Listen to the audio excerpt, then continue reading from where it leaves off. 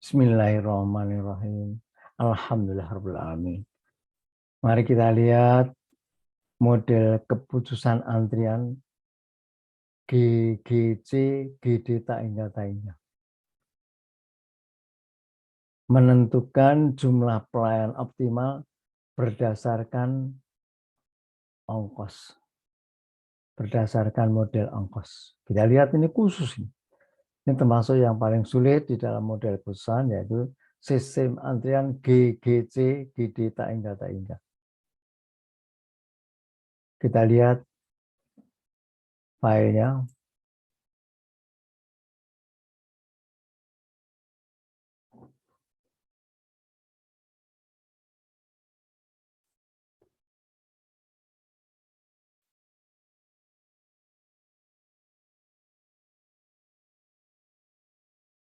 Model keputusan antrian GGC, GD tak hingga tak hingga.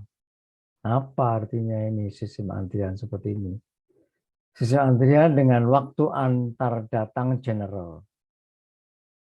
Artinya distribusi waktu antar datangnya memang tidak dikhususkan untuk suatu distribusi tertentu. Waktu layan juga general. Jumlah pelayan paralel sebesar C. Disiplin antrian general disiplin. Jumlah pelanggan maksimum yang diperbolehkan dalam sistem sebanyak tak hingga. Dan jumlah populasi pelanggan tak hingga. Kita lihat kalau kita mempunyai data mentah berkaitan variabel acak waktu antar datang T besar. Waktu antar datang di notes saya di sini adalah T besar. Ya. Dan berkaitan variabel acak waktu layan S besar ini dinotasikan waktu layannya S besar. T-nya seperti ini. Kita hanya punya 6 data berkaitan dengan waktu antar datang. Ya. Kita hanya punya data 6, yaitu yang pertama, data pertama 0T4 jam per pelanggan. 0T2 jam per pelanggan. Yang terakhir kita punya data 0T5 jam per pelanggan. Waktu layannya itu kita mempunyai 6 data juga kaitan dengan ini. Waktu layannya 0T2 jam per pelanggan. Untuk di sini 0T1 jam per pelanggan. Seharusnya untuk data yang ke-6 ini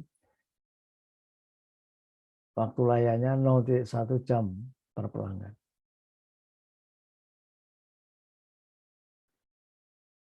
Ekspektasi waktu antar datang pelanggan ET, disingkat ET. Ekspektasi waktu antar datang pelanggan E besar T besar ini dihitung dari min atau rata-rata variabel acak T, yaitu E besar T ini sama dengan min dari variabel waktu antar datangnya. Kita dapatkan ET ini sama dengan sekiannya. Momen kedua dari T besar ini, momen kedua dari waktu antar datang dinotasikan dengan ET2 ini, itu besarnya sama dengan ini. 0.1033 jam kuadrat per pelanggan pangkat 2.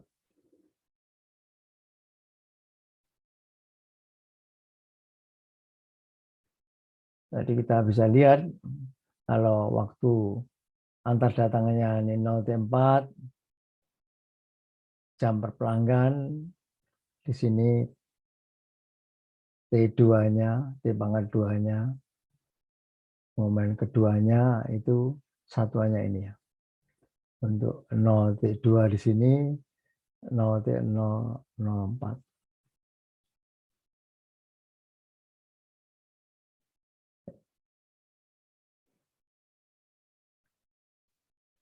Variansinya, variansi waktu antar datang. Variansi waktu antar singkat V besar T besar. Variansi waktu antar datangnya itu berasal dari momen keduanya dikurangi minnya pangkat 2. Jadi kita bisa menghitung ya, variansi waktu layannya itu ini.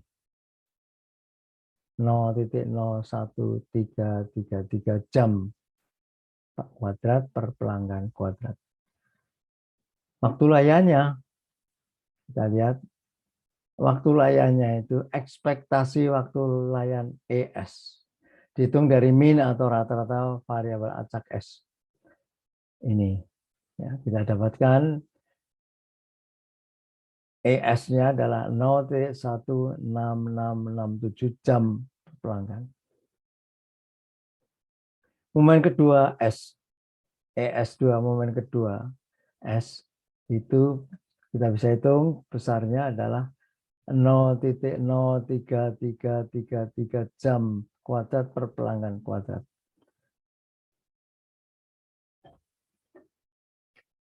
Variansinya S, variansi waktu layan, itu adalah momen keduanya dikurangi minnya dipangkat 2. Sehingga kita bisa hitung variansinya ini besarnya.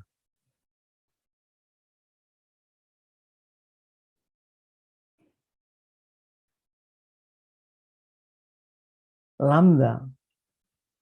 Lambda laju datang atau arrival rate-nya itu jumlah pelanggan yang datang rata-rata per satu waktu itu sama dengan 1/ET ya. Per ET ya. Jadi kita dapatkan lambdanya sekian. Kita dapatkan. Laju datang rata efektifnya lambda F-nya sama dengan lambda. Ya, kita dapatkan lambda F-nya.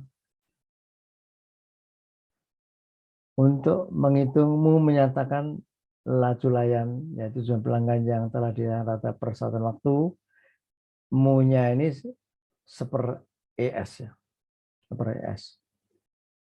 Mu-nya itu 1/ekspektasi waktu layannya. Sehingga kita dapatkan mu-nya 6 pelanggan per jam.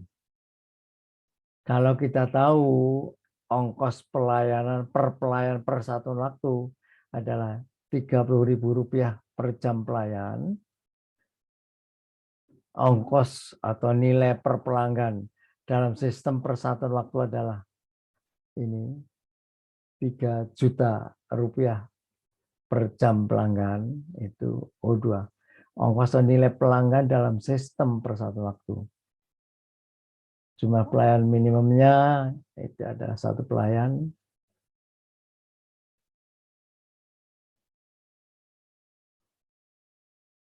Faktor utilisasi atau intensitasnya adalah lambda per cimun.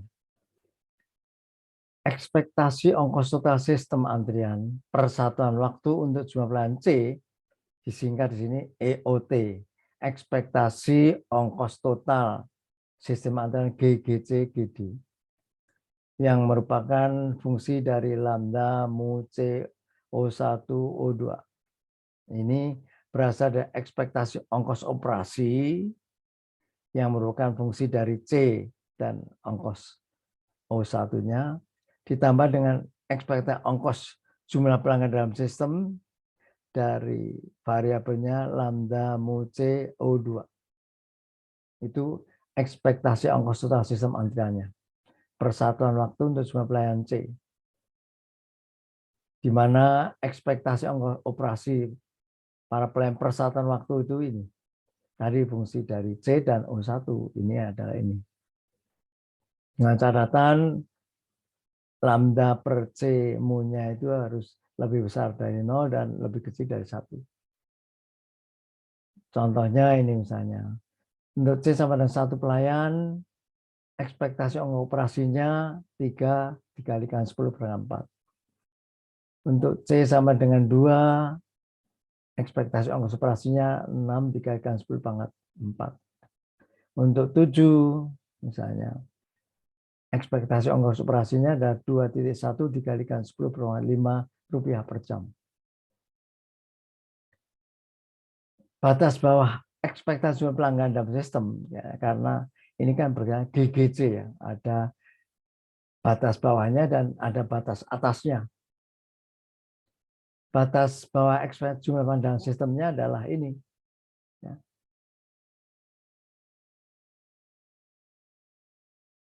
Ini ada dalam teorinya sistem antrian GGC yang bisa Anda lihat nanti kalau Anda mau. Batas atasnya ekspektasi jumlah dalam sistem disingkat ekspektasi jumlah pelanggan dalam sistem antrian ini batas atasnya ya. Nah, ini rumusnya ini. Ini dalam sistem antrian GGC ya.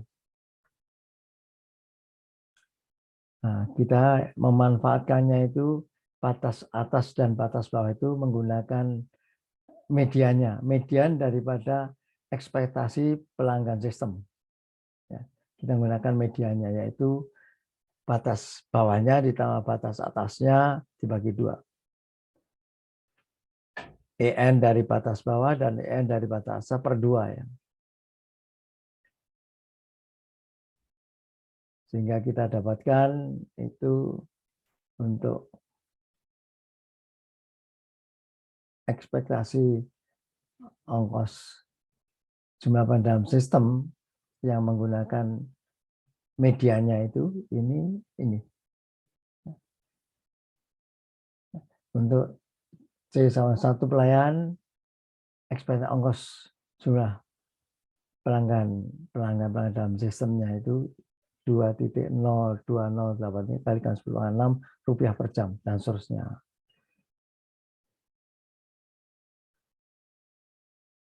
Ekspektasi ongkos total sistem antar per satu waktu untuk jumlah pelayan C ini ya. Ekspektasi ongkos total ya.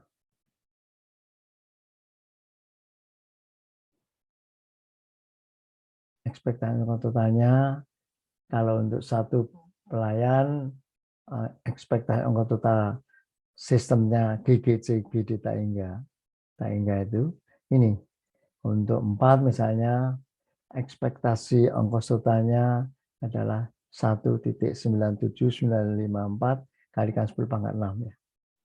Nah, ini Anda bisa lihat kaitannya jumlah pelayan dengan ekspektasi ongkos total. Atau dalam kurvanya seperti ini. Tentu Anda akan mencari ongkos yang paling kecilnya. Anda akan mencari berapa nilai dari ekspektasi ongkos total sistem antrian yang minimumnya ya. Kalau yang optimalnya itu setelah kita lihat tadi itu 3 pelayan. Jumlah pelayan optimal GGC itu berdasar model ongkos itu 3 pelayan. Ya, kalau kita lihat berapa ekspektasi ongkos total minimumnya, itu adalah ini. Dari tabel dan dari kurva itu kelihatan bahwa ekspektasi ongkos total minimum GGC-nya sekian. 1.9751 dikalikan 10 per pangkat 6 rupiah jam. Jadi kalau dalam kurvanya itu ini ya. Di sini, ini kalau sumbu datarnya jumlah pelayan, ini berkaitan ekspektasi ongkos total sistem antrian, ya, di sini, ya, di 3 ini, yang minimumnya. Yang optimalnya, ini C-nya sama dengan 3, ekspektasi ongkos total sistem antriannya itu besarnya ini, setinggi ini. Ya.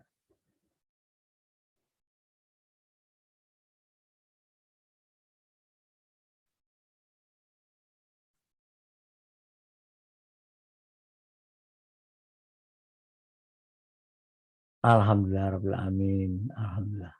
Alhamdulillah rabbil alamin.